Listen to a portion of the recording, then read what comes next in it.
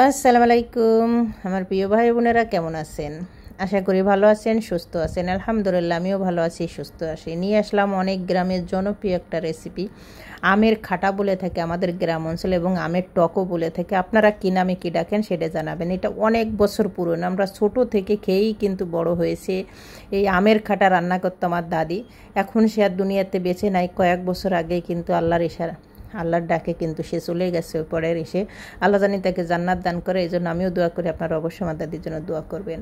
তো সেই রেসিপিটাই আপনাদের মাঝে আমি শেয়ার করব। এখানে আমি কাঁচা পাকা দুটো আম, কয়টা আম নিয়েছি, এখানে 4-5টা আম নিয়ে, এখানে আধা কেজির মতন আম হবে। এখন আমি খুব সুন্দর করে ধুয়ে কেটে একদম সুলে নিয়েছি। তারপর দিয়েছি পরিমাণ মতন পানি। এই আমের টক বা আমের খাটাতে কিন্তু পানিটাই কিন্তু মেন, এখানে একটু পানিটা বেশি ইউজ করতে হবে।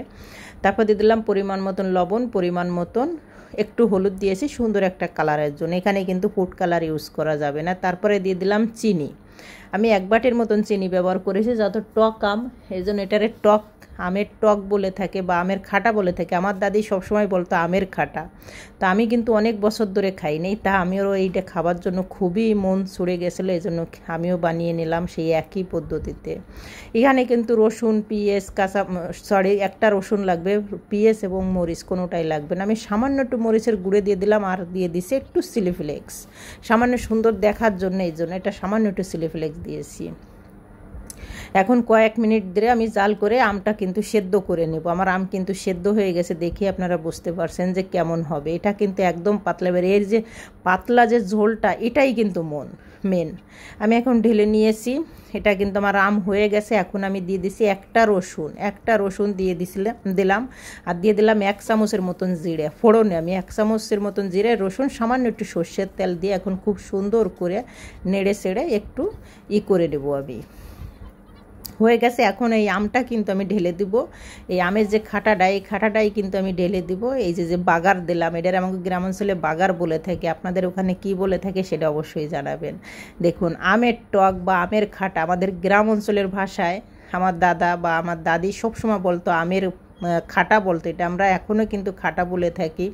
আর এটা খেতে যা দুর্দান্ত টেস্ট, এটা যদি রুটি দেয়, আমি কিন্তু রুটি দিয়ে খেয়েছি, আমার কাছে রুটি দিয়েই মেন লাগে। আমার দাদা সবসময় কিন্তু আমের খাটা কিন্তু এই রুটি দিয়েই খেত, তা আমিও সে পথে খেয়ে নিলাম। আমার দাদা দিদি দুজনে কিন্তু দুনিয়াতে নাই, দুজনে কিন্তু দুনিয়ার মায়া ত্যাগ করে চলে গেছে আল্লাহর ডাকে। সবসময় তাদের জন্য দোয়া করি, আল্লাহ তাদের সবসময় ভালো রাখুক, সুস্থ রাখুক এবং জান্নাতুল ফেরদৌস দান করুক। আমার আমের খাটা কিন্তু আমি রেডি হয়ে গেছে। আমার আসলে আজকে আমার খুব দাদির কথা মনে পড়তেছিল।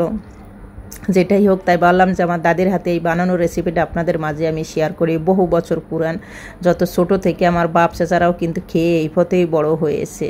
এখানে কাঁচামরিচ লাগবে না, পেঁয়াজ লাগবে না, কিছু লাগবে না। দেখুন আমার আমের খাটা, এটা আপনারা এমনিই কিন্তু চুমুক দিয়ে খেতে পারেন। এর রসটা যে এত টেস্ট হয়, আর আমগুলো এখানে কিন্তু আমি বানানোর সাথে যত পোলাপান ছিল সবাই কিন্তু এই পথেই কিন্তু খেয়ে নিয়েছে। 2 পিস আম, একটু ঝোল, এত টেস্ট, অসাধারণ টেস্ট। একবার হলেও বাসায় ট্রাই করেন এই রেসিপিটা, অসাধারণ লাগবে আপনাদের।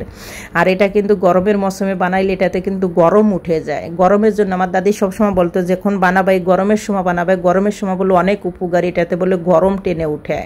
এই আমের খাটাতে বলে গরম টেনে উঠে, এই জন্য গরমের সময় একবার হলেও বানাই খেয়ে নেন। আমি তো বানাবো কয়েক ফিরে, আমি বানাই খেয়েছি, আবারও বানাবো। আপনারা এই রেসিপিটা ট্রাই করেন, আপনাদের আশা করি খুবই ভালো লাগবে।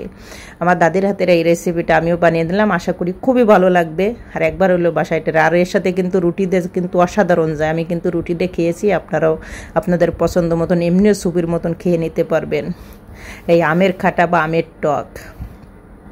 আশা করি এই রেসিপিটা খুবই পছন্দ। সবাই ভালো থাকেন, সুস্থ থাকেন, আল্লাহ হাফেজ।